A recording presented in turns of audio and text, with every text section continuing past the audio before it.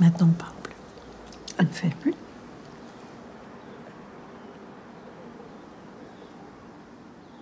Hi, I'm Eva Giolo. I'm a filmmaker from Brussels.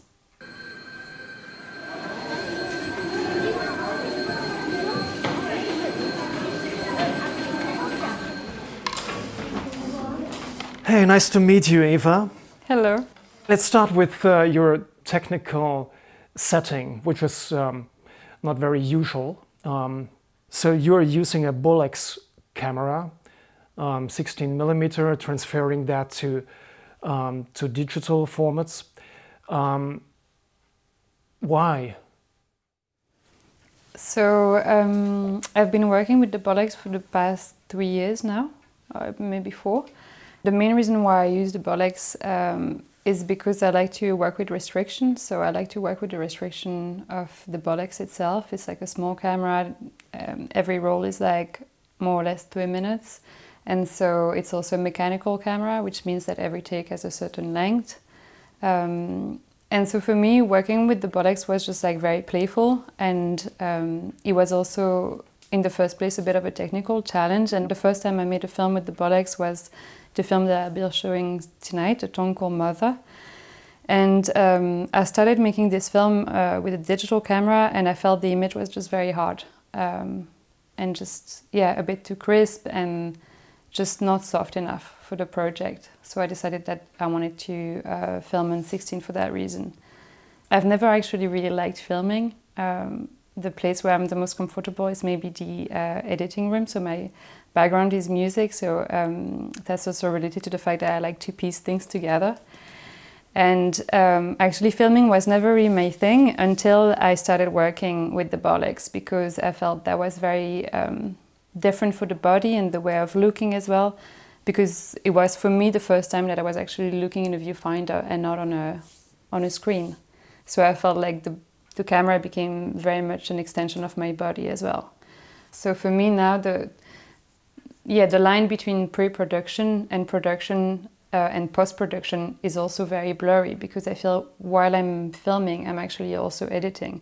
A lot of your work has to do with, let's say, the ordinary life or domestic life, like scenes where we see a mother, where we see a family, 3 generations learning kind of each other. What is happening in a song called Mother that we see tonight, which is that generational picture, how that came to you. All these elements that I see have a very also personal relationship to you as the author.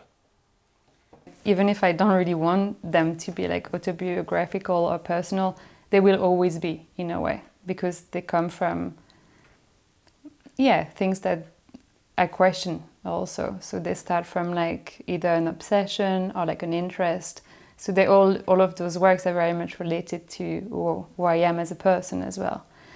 But this film that I'm showing tonight, which is a song called Mother, which was made in 2019, is maybe one of the most personal, because it's a film that was made in collaboration with my family. So the 3, filming 3 generations of women in the same family, actually 4 with myself behind the camera. So I'm filming my niece, my grandmother and my mother. And the film at the very beginning was a bit more like an investigation on language and the relationship of the mother with the mother tongue. My family spends every Wednesday together. I mean, my mother takes care of my niece and my grandmother every Wednesday. And my grandmother has the Alzheimer. That was maybe the last 2 months where she could still speak a little. And my niece was at the very beginning of learning how to speak. And my mother is a French teacher. And I was witnessing something in the kitchen, and I felt like, okay, well, actually, I want to make a film about language. I want to make a film about my relationship to my mother tongue, which is French. And something was happening there which I felt was very beautiful and very special, that the roles within my own family were kind of like changing, that my niece was teaching my grandmother to hold a spoon, or like that my mother was kind of like being that bridge in between them two. And I felt like I wanted to kind of investigate that and spend time with them as a gift to myself, and also as a gift to them, maybe to also gather this precious image that then later will be memories for all of us. and then hopefully to make a film.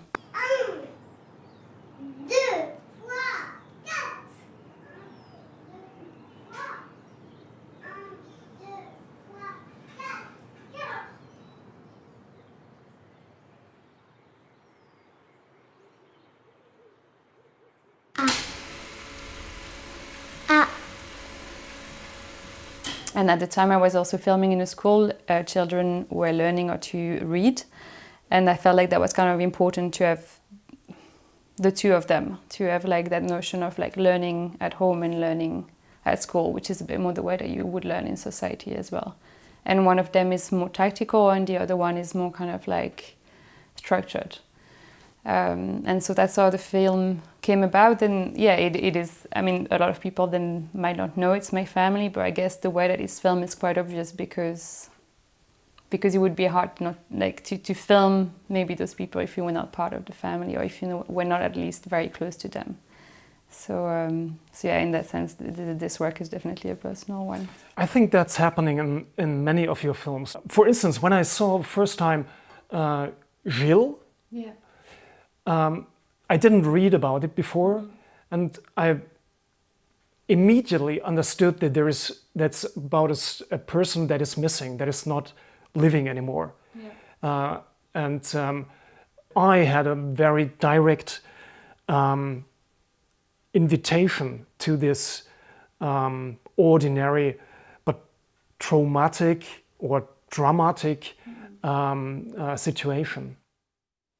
Yeah, I think many of the works are like suggesting something without like really telling a story. I mean, none of them are so, they don't have a strong narrative, so I like to keep them open. And they come, all of them, from a very personal place, but I like to think that people can also have their own interpretation of the work. So basically, that film, Gilles, was made in 2016, and that was the 10 years anniversary of that museum called Huis van Alleen, based in Ghent. And they have like maybe 200 hours of films, of home movies, from people coming from around the region of Ghent. And so when they asked me if I wanted to work on this project, I felt myself at the age of 20, I got that huge archive coming from my grandfather, who filmed a lot when I was a kid, and I spent a lot of time with my grandparents as a child. So he documented my life from the age of 1 to 15, maybe once a week. So I could really have that huge collection of videos and photographs of myself growing up, which was confronting and very impressive at the same time. And so the film is very much about searching, that search of something which is lost or invisible. Maybe a last question on this technical aspect, because I was wondering, I think it was in The Demands of Ordinary Devotion, that there is an episode when you put the camera into a bag and close it as if it was a Buddhist kind of ceremony. And later, I think you open it again.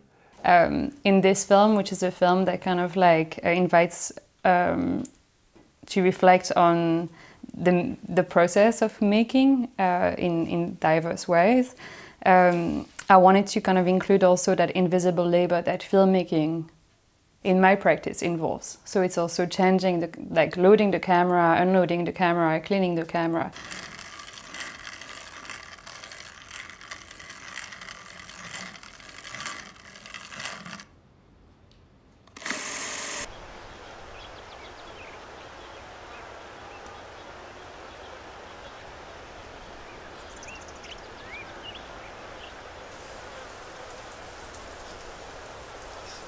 I guess what interests me a lot is, like with every film, is to kind of like set a few rules for myself, or I'm going to construct the film, or I'm going to film the film.